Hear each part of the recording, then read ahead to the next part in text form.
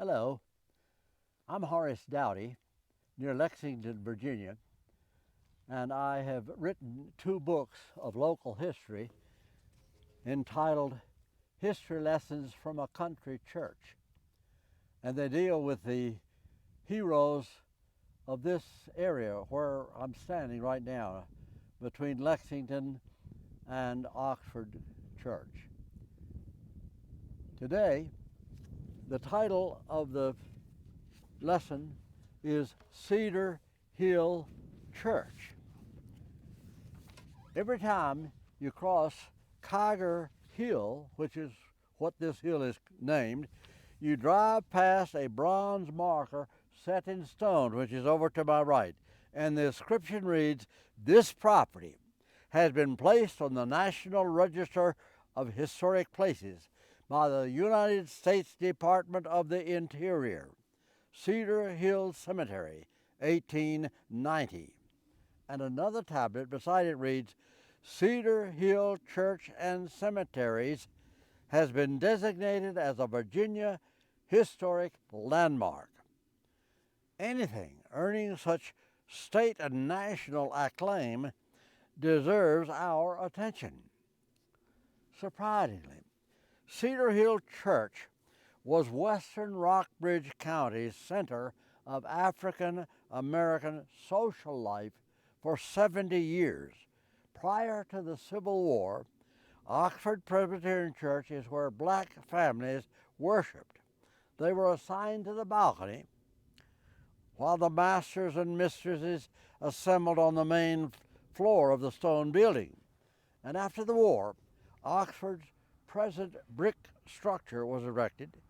For only a few years, the newly freed families attended Oxford Church, but ultimately chose to be separate and independent in matters of religion. They began holding their worship service in a small log cabin at the edge of the Crest Pond, a few hundred yards from Oxford Church. And when that building proved too small, they moved their meeting place to the top of Cedar Hill, which I'm looking at, and there they worshiped outdoors under a great spreading oak tree, and split logs served as pews, and under the spreading branches of the gospel tree they conducted funerals and buried their dead. And today the old tree is gone, except for a few remnants. John Replogle, the generous member of Oxford who owned the land, felt moved to make things less primitive for the devout black Christians, and he donated and deeded to them a spot of land a half-mile east of the tree, farther down the slope of Cedar Hill. And the deed reads, "To the trustees for the Colored Baptist Congregation, June 1874. And although they called themselves Baptists, their order, doctrine, and liturgy were Presbyterian, patterned after Oxford, the church of their fathers and mothers." Replogle insisted on further wording of the deed, and he said, "To be used exclusively as a place of worship, a schoolhouse, and a place of public speaking, and for no other purpose."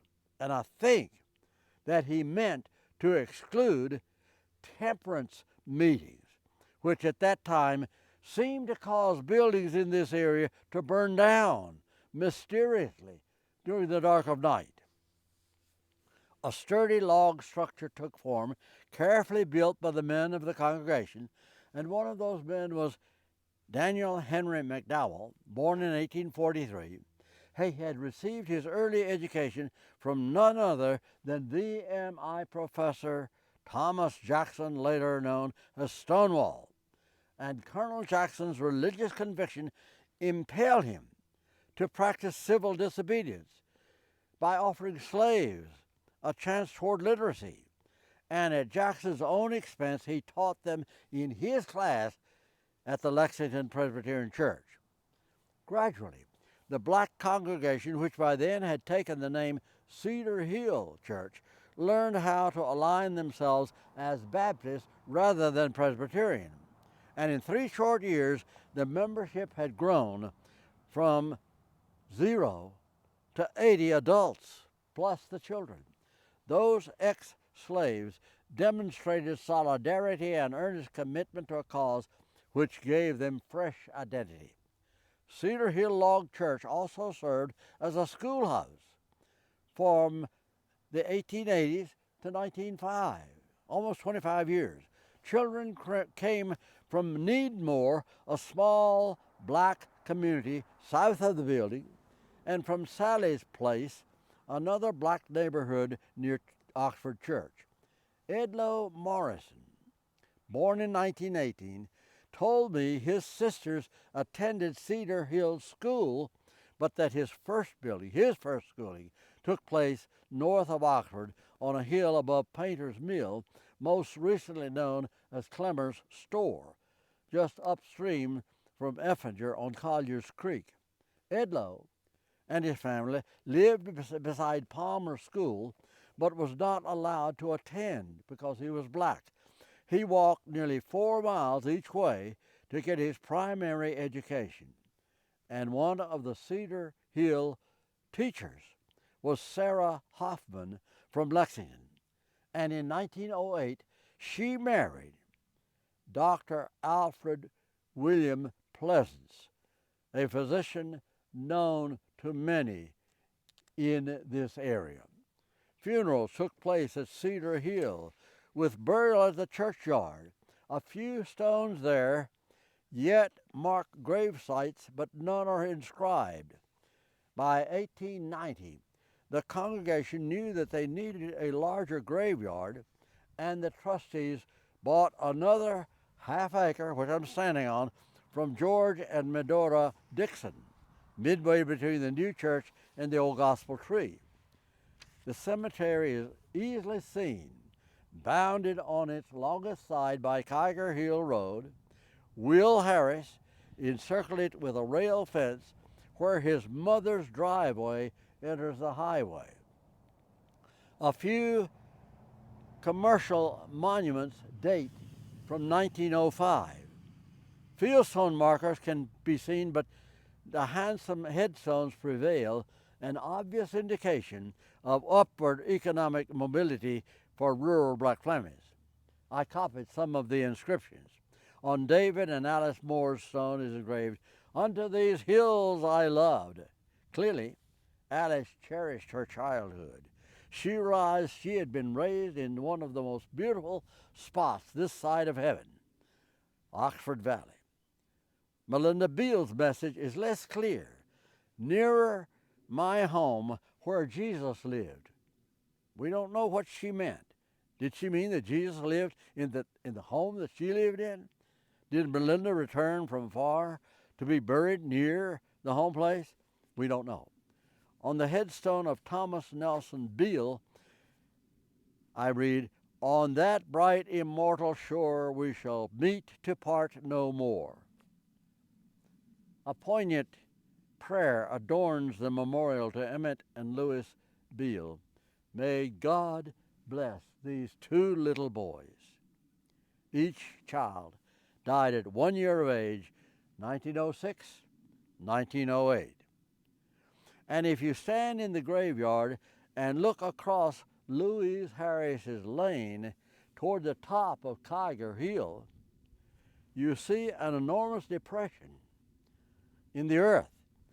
That depression formed when an underground cavern, huge cavern, collapsed thousands of years ago. That great natural bowl is historically known as the Devil's Sinkhole. An ancient stone retaining wall keeps the public road from falling hundreds of feet into the bottom of that cavern.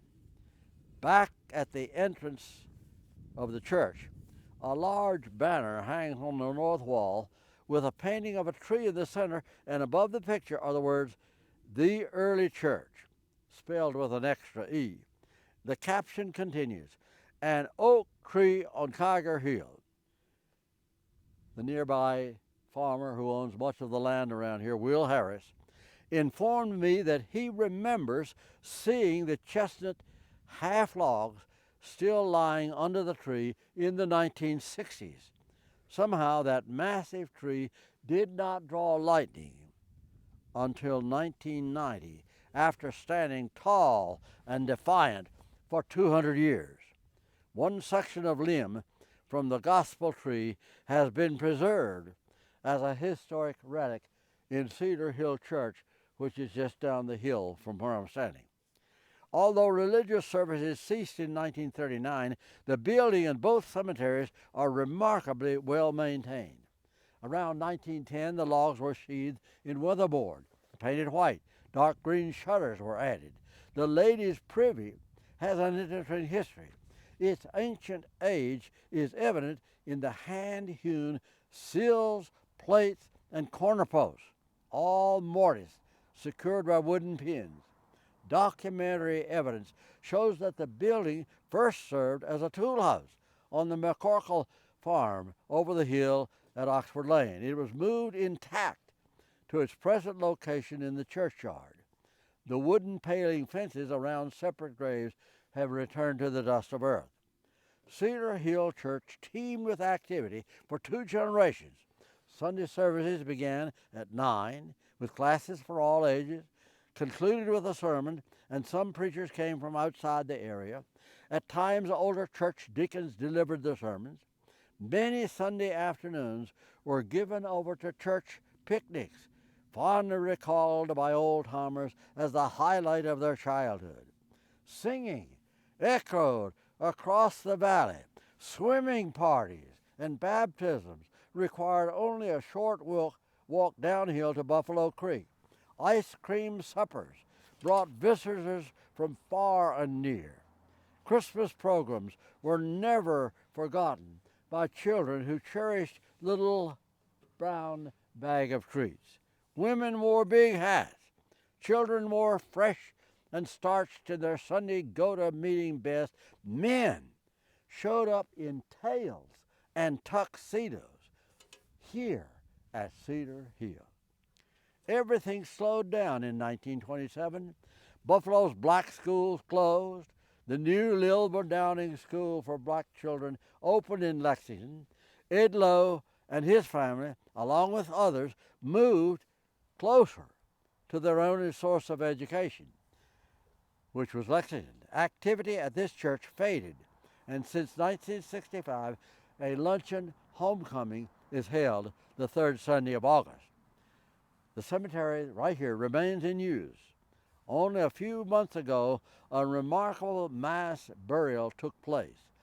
30 bodies were moved from a Timber Ridge graveyard some miles away and reburied here.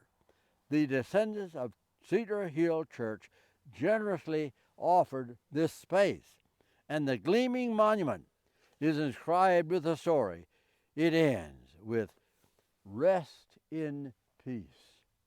Dedicated 2009. I said it was a few months ago, but I meant a few years ago. That is the history of Cedar Hill Church.